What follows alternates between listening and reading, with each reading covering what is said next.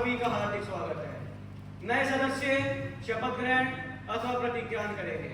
मां सचिव महोदया। सुश्री वैष्णवी, जो उत्तर प्रदेश के सहारनपुर संसदीय क्षेत्र से निर्वाचित हुई है, अब शपथ ग्रहण अथवा प्रतिज्ञान करेंगी। सुश्री वैष्णवी।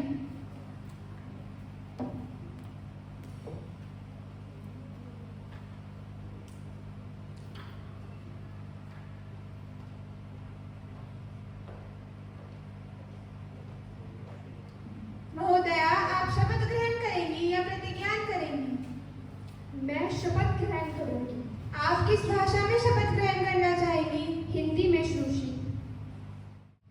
मैं श्रुषि वैष्णवी, जो युवा सांसद की लोकसभा की सदस्य निर्वाचित हुई हूँ, ईश्वर की शपथ लेती हूँ कि मैं विधि द्वारा स्थापित भारत के संविधान के प्रति श्रद्धा और निष्ठा रखूंगी, देश की प्रभुसत्ता और एकता बनाए रखूंगी तथा जिस पद को मैं ग्रहण करने वाली हूँ उसके कर्तव्यों का श्रद्धापूर्वक निर्वहन करूंगी।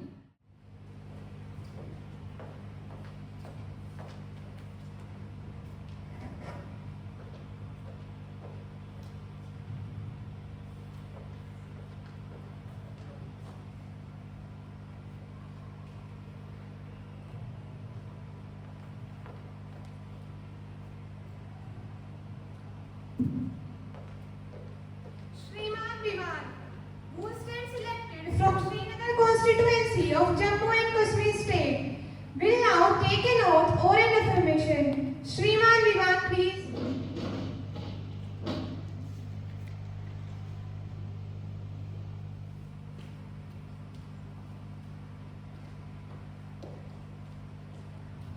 Shriman Vivan, do you want to take an oath or an affirmation? I would like to take oath. In which language would you like to take the oath? In English, please. I, Vivan Tyagi, having been elected a member of Lower House of the Youth Parliament, do swear in the name of God that I will bear true faith and allegiance to the Constitution of India, by the law established that I will uphold the sovereignty and integrity of India, and I will faithfully discharge the duty upon which I am about to enter.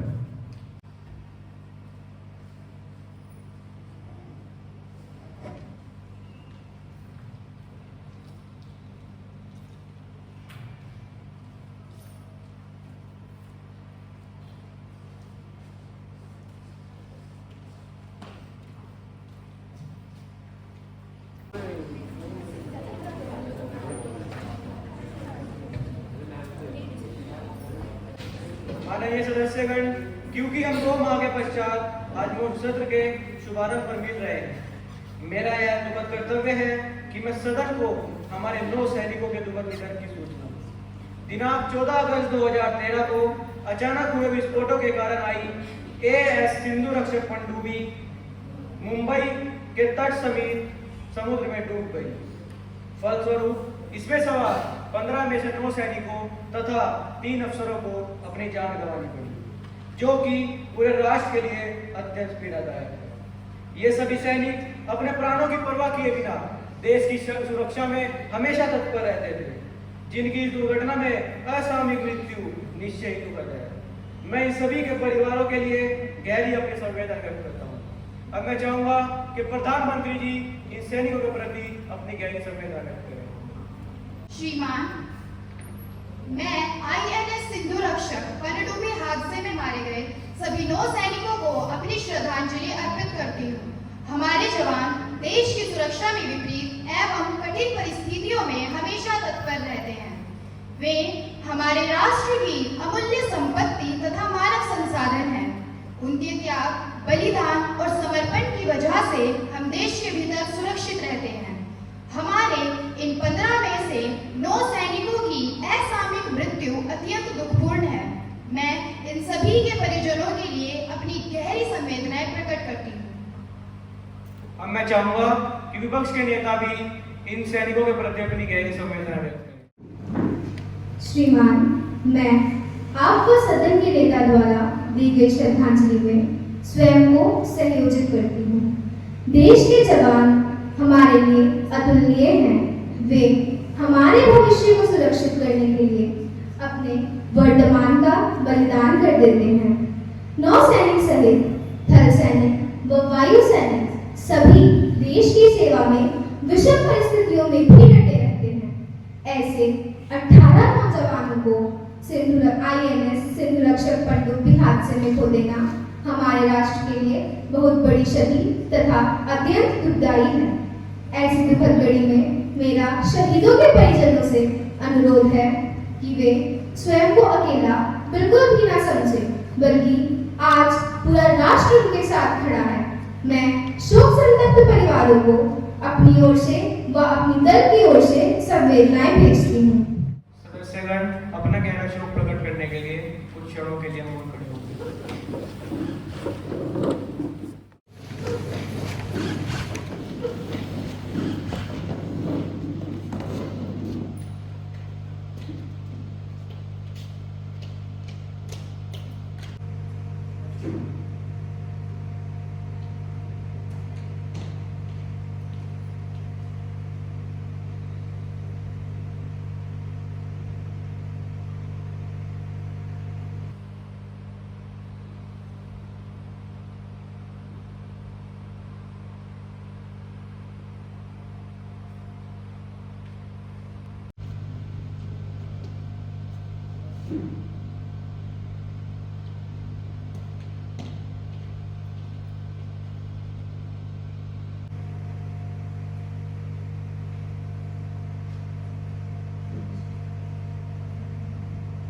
सभी अपने स्थान पर विराजमान हो सकते हैं।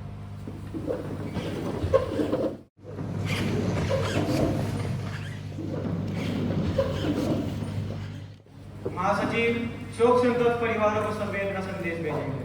हाँ श्रीमान। प्रधानमंत्री नए मंत्रियों का परिचय कराएंगे। Honorable Speaker, sir, I have a pleasure in introducing to you and through you to the House my colleagues, the new ministers. Ms. Janvi, Honorable Minister of Sports.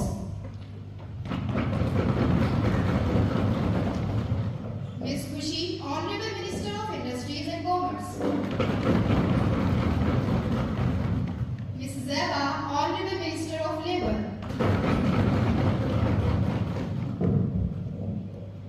Now, question hour begins.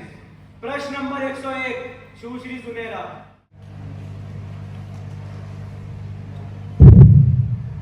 अध्यक्ष महोदय, मैं माननीय कोयला मंत्री से यह जानना चाहूंगी, क्या कोल ब्लॉक का आवंटन ओपन टेंडर द्वारा ना करके किस नीति के तहत किया गया है? क्या देश के सबसे बड़े घोटालों में से एक कोयला घोटाले की फाइलें मंत्रालय से गायब है? क्या सरकार अपने खास लोगों को बचाने का प्रयास कर रही है और इस संबंध में सरकार ने क्या कदम? अध्यक्ष महोदय, मैं आपके माध्यम से माननीय सदस्यों को सूचित करना चाहता हूं कि सस्ती बिजली उत्पादन के लिए कोल ब्लॉक्स का आवंटन ओपन टेंडर द्वारा ना करके स्क्रूटनी द्वारा किया गया है। कोयला घोटाले की 150 फाइलें मंत्रालय से गायब हैं और बाकी सभी सुरक्षित हैं। सरकार किसी भी व्यक्ति या संस्था को बचाने का प्रयास नहीं कर रही है। इस घटना में कानून अपना काम करेगा। मंत्रालय से जो भी 150 फाइलें गायब हुई हैं, सरकार उसकी जांच कर रही है तथा जो भी व्यक्ति या संस्था इसमें दोषी पाई जाएगी उसके विरुद्ध सख्त कार्रवाई की जाएगी। कोयला घोटाले का केस सर्वोच्च न्यायालय में चल रहा है, अतः हम सभी को न्यायालय के निर्णय की प्रतीक्षा करनी चाहिए। प्रश्न नंबर 102 सुश्री अक्षी। महोदय, क्या पेट्रोलियम मंत्री यह बताने का कष्ट करेंगे क्या सरकार ने हाल ही में पेट्रोलियम सहित आवश्यक वस्तुओं के दामों में वृद्धि की है? यदि हाँ, तो इसका क्या कारण है? महोदय, मैं इराक में चल रहे गृह युद्ध के कारण अंतर्राष्ट्रीय बाजार में कच्चे तेल के दाम काफी बढ़ गए हैं, जिसके परिणाम स्वरूप तेल कंपनियों का घाटा भी बहुत अधिक बढ़ चुका है। इसके अतिरिक्त मैं माननीय सदस्य को यह भी सूचित करना चाहूंगा कि पेट्रोल और डीजल की कीमतों का निर्धारण बाजार दर के आधार पर किया जाता है। महोदय, मैं यह कहना चाहूंगा कि यह ठीक है, कि सरकार ने कीमतों में वृद्धि की है, किंतु यह वृद्धि विशेष रूप से पेट्रोलियम पदार्थों में की गई है। अन्य आवश्यक वस्तुओं के मूल्यों में वृद्धि कदापि नहीं की गई है और इसका मुख्य कारण अंतर्राष्ट्रीय बाजार में तेल एवं अन्य पदार्थों में आई भारी वृद्धि है। मेरे विचार से यह सरकार द्वारा ग्राहकों को समय पर दी जा रही छूट का भी परिणाम है। तेल पुल के घाटे को नियंत्रित करने के लिए यह वृद्धि की गई है। कोई पूरक प्रश्न? क्या सरकार ने इस मूल्य वृद्धि से पहले सभी पहलुओं पर विचार किया? क्या इस मूल्य वृद्धि से हमारी अर्थव्यवस्था बुरी तरह से प्रभावित हुई है अथवा नहीं? दूसरा, क्या सरकार ने इस बात पर विचार किया इस भयंकर सूखे की स्थिति में इस मूल्य वृद्धि का देश के मध्यम व निम्न वर्ग पर क्या प्रभाव पड़ेगा? श्रीमान, श्रीमती अक्षी के प्रश्न के उत्तर में मैं यह कहना चाहूंगा कि हाँ, अवश्य ही सरकार ने अर्थव्यवस्था के सभी पहलुओं पर विचार किया है। यह निर्णय हमारे पूरे मंत्रिमंडल द्वारा लिया गया है। अध्यक्ष महोदय, मैं यह भी कहना चाहूंगा कि सरकार ने मध्यम तथा निम्न वर्गों के लोगों की आवश्यकताओं का पूरा ध्यान रखा है। उनकी आवश्यकताओं को ध्यान में रखकर कई कदम उठाए गए हैं। नंबर 1, पेट्रोल पदार्थों में हुई मूल्य वृद्धि के बावजूद जन परिवहन निगम के किरायों में कोई वृद्धि नहीं की गई है। आयकरदाताओं के अतिरिक्त जन सामान्य को आज भी पुराने दर पर ही राशन वितरित किया जा रहा है। एलपीजी पर आज भी 70% सब्सिडी दी जा रही है। सरकार डीजल की डबल प्राइसिंग पर भी बात कर रही है। प्रश्न नंबर 103, श्रीमान Sumit. Honorable Speaker, sir, will the Honorable Minister of Railway will be please state the arrangements made by the government regarding basic amnesty in the railways for the people of the country? जी, कृपया। Honorable Speaker, the government is highly concerned regarding this matter. In this regard, 200 railway stations are brought under Adarsh Station Scheme and are provided with the basic facilities like drinking water, toilets, catering services, waiting rooms, etc. 650 railway stations are getting the new toilets and 17,000 are being replaced by the bio toilets, increasing the number by 17,388. Under Swachh Rail Swachh Bharat program, professional cleaning agencies have also been hired to keep the stations neat and clean. कोई पूरक प्रश्न? Sir, security is the major issue in railways. What is government doing to improve the security, especially the security of women in trains? Honorable Speaker, the government has provided the security helpline number 138 and 182. I repeat, 138 and 182. And in this regard, 400 railway stations are receiving the CCTV camera services. And for ensuring the security of women, the trains have pink zones. These are those compartments which are reserved particularly for the women. प्रश्न number 104, Sushri Akshita. Honorable Speaker, sir, could the Minister for Tourism please state first the latest position on identification of tourism circuits? Second, the initiatives to bring them up to international standards. If that is not possible, acceptable to tourists. Respected Speaker, we have identified 50 circuits for the development of tourism in the country, covering a mix of culture, heritage, spiritualism, and ecotourism. We have formulated a plan so there is darshan for the integrated development of these tourist destinations. The 5 circuits identified under the scheme include the Himalayan circuit, the Kashmir circuit, the Buddhist circuit, and many more. Also, through its international offices, the ministry has participated in various international trade fairs and exhibitions in major and potential tourist-generating regions across the globe. Also, the ministry is committed for the quality development of these infrastructures at tourist destinations and circuits. The ministry has sanctioned 1,800 crore for the development of these tourist destinations and circuits. Now, question hour ends and paper will be laid down. Honorable Minister of Renewable Energy, Sushri Kirti. Sir, I beg to lay on the table copy of the papers related to reports by forum. Identification of industrial sector promising for commercialization of solar energy. Market assessment of solar water heating in the Himalayan region. Delhi International Renewable Energy Conference. Honorable Minister of Human Resource Development, Shri Faiza.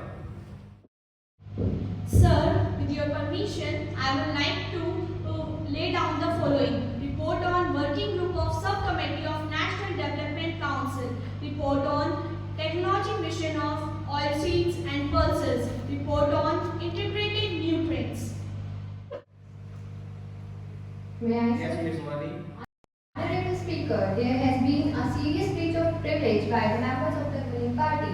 Day before, a serious and confidential issue relating to the foreign policy of India towards neighboring countries has been discussed, which was later leaked into the media and now has become a chaotic debate. Honorable Speaker, before the side put forth any of their developmental issue or increments in GDP, let them get to know about the rules, regulations, norms and discipline of the parliament, and let them not to make the people ashamed of whom they choose to be their representatives. Wadi, have you given notice of it earlier?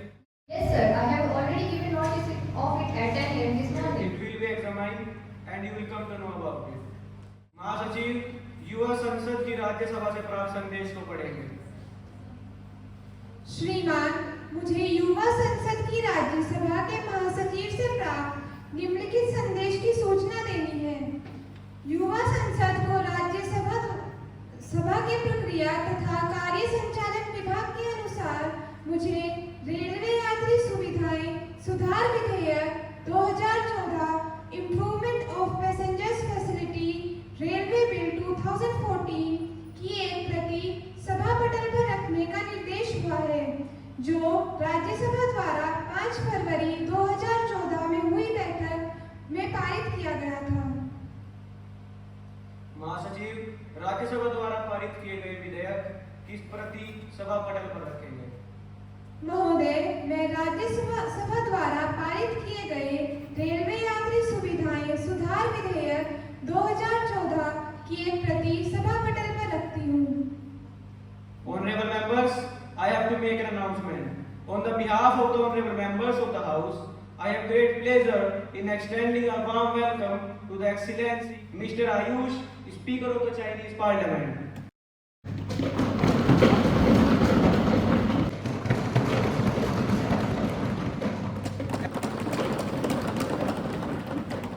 And the honorable member of Chinese parliamentary delegation who are on a visit to India are our honored guests. The other members of delegation are Miss Vanshika,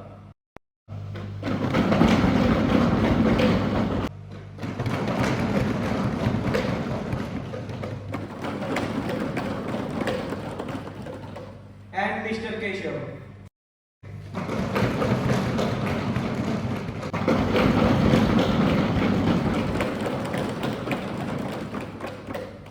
It is high power delegation who reached Delhi on Saturday, 12th July 2014.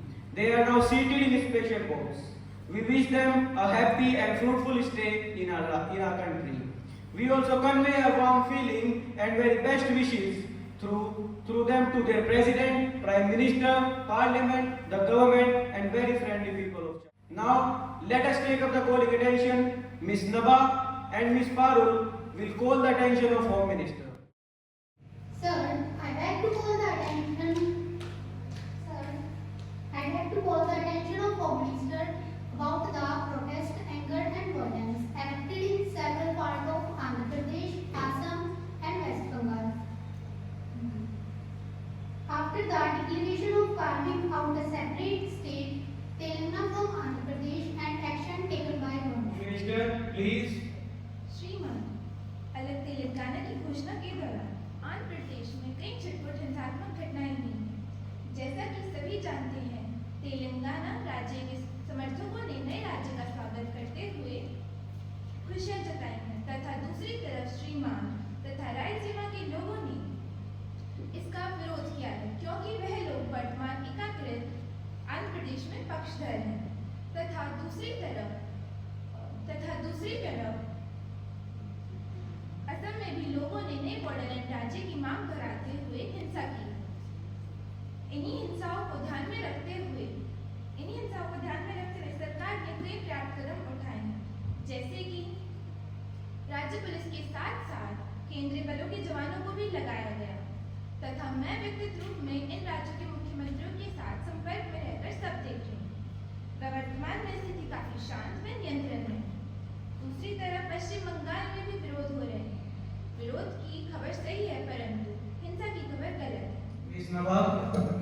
Honorable Speaker, sir, I really thank you, Chair, for providing me an opportunity to draw the attention of Home Minister for taking up discussion with regard to inadequate preparation and homework done by government. Before taking the decision of forming new state Telangana that led to widespread protest and violence in Andhra Pradesh, there are reports in media and newspapers that government has failed to make precautionary measures, assess the implication of forming this state. Number of people came on street in Sima Andhra and Royal Asima area of Andhra Pradesh to protest against government's move. Miss Parul. अध्यक्ष महोदय, मैं गृह मंत्री जी का ध्यान अलग तेलंगाना राज्य बनाने की घोषणा के बाद उत्पन्न हुई परिस्थितियों की ओर आकर्षित करना चाहती हूँ। जैसे घोषणा के बाद भी तेलंगाना राज्य के समर्थकों में खुशियों की लहर है, लेकिन दूसरी ओर रॉयल सीमा और सीमांध्र के लोगों के लिए यह निराशाजनक और दुखद है, क्योंकि उनका मानना यह है कि यह राज्य का विभाजन नहीं बल्कि यह संपन्नता का निर्धनता से विभाजन है। अतः मैं सरकार से यह जानना चाहती हूँ कि इन लोगों के निराकरण के लिए एक्शन प्लान तैयार किया गया है या नहीं, और पानी और नदियों के बंटवारे से संबंधित होने वाले विवादों के लिए पहले से ही उचित योजना तैयार कर लें। धन्यवाद। गृह मंत्री जी कृपया। माननीय अध्यक्ष, मैं सदन को यह विश्वास दिलाना चाहती हूँ कि तेलंगाना राज्य का निर्णय न तो राजनीतिक है और न ही आगामी चुनावों को ध्यान में रखकर लिया गया है, बल्कि यह तो तेलंगाना के लोगों के लिए की उपेक्षा, आशा, भावनाओं तथा जरूरतों के लिए लिया गया है तथा हमारे चुनावी घोषणा पत्र में किए गए वादे के अनुसार लिया गया है, जिसे गठबंधन समय समिति ने भी अपनी सहमति दी है। तेलंगाना का निर्णय एक दुर्गमी तथा विकास को बढ़ावा देने वाला जल जीवन सहित अनेक प्राकृतिक संसाधनों के बंटवारे के लिए एक कमेटी गठन की जाएगी, जिसमें एक सरफरोशी के अनुरूप न्यायोचित बंटवारा किया जाएगा। मैं सदन को यह भी बताना चाहती हूँ कि तेलंगाना राज्य की घोषणा के बाद हमारी सरकार ने दोनों राज्यों के बीच में किसी प्रकार की हिंसा न हो व शांति बनी रहे, इसलिए कई पर्याप्त कदम उठाए हैं। फिर हमारी सरकार ने 15 सदस्यों वाली समय समिति गठित की है, जिसके अनुरूप सही समय पर सही तरीके से सही निर्णय लिया जाएगा। धन्यवाद। Now the time for legislative business. माननीय सामाजिक न्याय मंत्री विधेयक का पूरे स्थापन करेंगी। श्रीमान, मैं प्रोन्नति में अनुसूचित जाति एवं अनुसूचित जनजाति के आरक्षण के लिए संविधान संशोधन विधेयक को पुनः स्थापित करने की अनुमति चाहती हूँ। प्रश्न है, प्रोन्नति में अनुसूचित जाति एवं अनुसूचित जनजाति के आरक्षण के लिए संविधान संशोधन विधेयक 2013 के पूरे स्थापन करने के लिए अनुमति प्रदान की जाए। कृपया जो इसके पक्ष में है वे हाँ करें, जो इसके विपक्ष में है वे कृपया ना करें।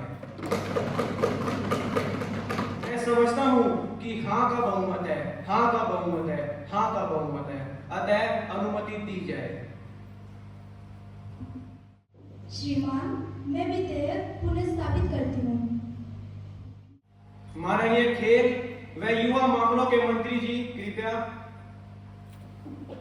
माननीय अध्यक्ष महोदय, मैंने माननीय सदस्यों द्वारा इस बिल के संबंध में व्यक्त की गई आपत्तियों व संदेहों को ध्यानपूर्वक सुना था।